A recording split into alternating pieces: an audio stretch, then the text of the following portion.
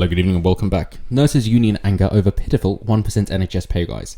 Now, this is above the CPI, Consumer Price Index, which is 0.8%, but that's not really saying much. It's barely above. So, yeah, it is supposedly above the rate of inflation.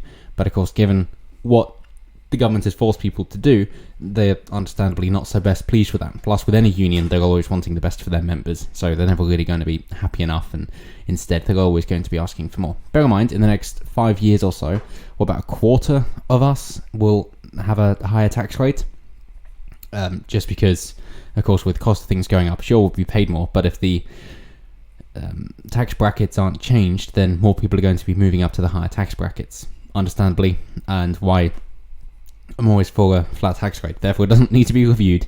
It's all set and sorted. Of course, there is more funding going into the vaccination rollout program, but it seems, given what Halfcock has been doing with his deals, that isn't being reflected in nurses' pay. Now, if of course, they wish to say, well, we don't want to do the job, well, then maybe they'll find somebody else who does wish to do the job. If not, and they want more pay, then maybe there will actually be enough demand that they'll be able to go elsewhere. Maybe. As in, into the private side of things. That it could be, through the government's own mismanagement, at finally, at fucking last, that they'll decide, no, the NHS isn't for us, and instead we wish to be able to negotiate our own pay, and therefore we will move over to the private sector. Of course, they've been saying that the NHS workers have not been funded enough for too long, and they always deserve more. As I will, of course, you can donate if you wish. Or if you wish to pay somebody more, you can go down the private route, which is what we're hoping for. But, of course, that would go against our NHS, and that's what we've tried to protect so much. So it is a bit of irony after, protect the NHS, save lives and all that, that the government has decided, yeah, the NHS is so good. Here's 0.2% above inflation. There you go. Which is just a quarter above inflation, really. Great job. So they say the government can expect a backlash if it goes ahead with the proposed 1% pay rise for NHS staff in England next year. The Royal College of Nursing called the suggested rise pitiful and said nurses should be getting 12.5% more. Yes. You could say, well, if we're not thinking that there's going to be increased demand next year, then you run a kind of bonus scheme. However, the idea is everybody's got to pay for what the government has forced us through. Not only have they made our lives difficult, but now we have to pay for having our lives being made difficult, which is just brilliant. Brilliant. So I'm sure the government loved the fact when they could be overbearing and say, you definitely need us. But of course, now it's all coming out in the wash and saying, cool, so you say that we need you. What has that given us? Oh, a lot of debt and now having to pay it off. Not such a big fan. Maybe there's a different way that it could have been dealt with.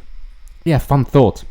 Now with 11 states or so in the US lifting their restrictions. Obviously, Texas making the headlines, but Florida never had them. And that's just kind of skimmed over, seeing that there doesn't seem to be a correlation between mask wearing and contagion. So what is this all about? And as in, closing down businesses as well doesn't really seem to have been worthwhile. And of course, national lockdowns is something that the World Health Organization no longer recommends as well. So it all seems a bit of a piss take, to be quite frank. If you wish to recruit more for the NHS as well, because you need more people, then they're not going to be so strained, in which case bigger pay rise isn't expectable either. So what's the point here? That you don't want more people working for the NHS, and instead you want the few that are there to be paid more. I believe that's going to be the idea, in which case, of course, they've got to do more in order to earn that pay. Is it reflective of how much more work they're doing? Well, that's down to the private negotiations, but you can't have a private negotiation if the government is involved. And hence, we're back to the first problem again. So in its submission, the Health Department said awarding NHS staff a headline pay increase of more than 1% would require reprioritisation, which of course is what they're hoping for. But on the flip side, of course, some 1.3 million public sector workers, which is staggering, far too high for my liking, will see a pay freeze next year, while those earning less than £24,000 guaranteed a pay rise of at least £250. I suppose trying to close that biggest wealth transfer in history again. But not really, because it's not going to be affecting the top, it's going to be affecting, the middle class. Because 24,000 is, of course, the average pay, and there's also the requirement for trying to get a job or migrate to the UK. Labour said a 1% increase for NHS staff was the ultimate kick in teeth to our NHS heroes who have done so much to keep us safe over the past year.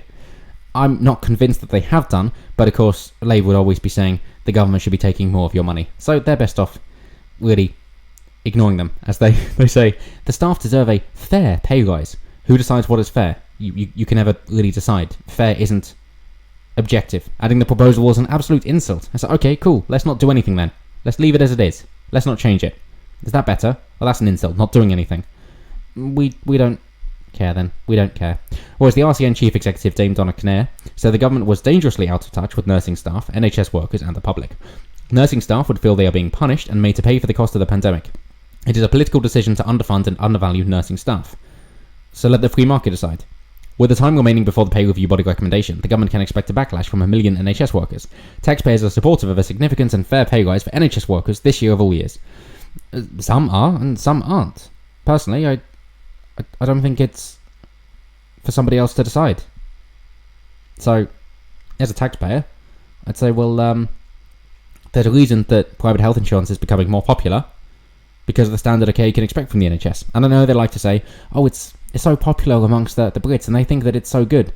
Maybe, but again, this is just the control of information language. Because if you look at actual stats of how the NHS pairs up with waiting times, with cancer screenings and recovery and these sorts of things, then no, we're not the best.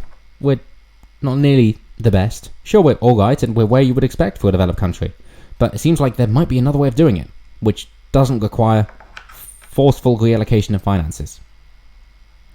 So, a government spokesperson said they would consider carefully the recommendations made by the NHS pay review body when it reports in the spring. The government will continue to provide pay rises for NHS workers, despite the wider freeze on pay in the rest of the public sector, the spokesperson said. They added multi-year pay deals had delivered a pay rise of over 12% for newly qualified nurses and will increase junior doctor pay scales by 8.2%. So, it's there, it's just not flat for everybody. They're actually trying to specialise it a little bit more. But that's not what's grabbing the headline. But hey, it's never going to be enough, as understandable, because that's the role of unions. And why, quite often, they can be more of an issue for the people that are a part of them than actually helping them. Because you might like to be paid more than you are at the minute, but at least you got a job. But that's it from me. So as always, let me know what you guys think down below. Should the NHS be paid more?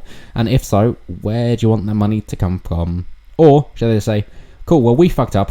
Clearly, we can't go on the NHS. We shouldn't be responsible for your healthcare. Sort it out yourself. Either way, let me know. And as always, until next time, have a good one.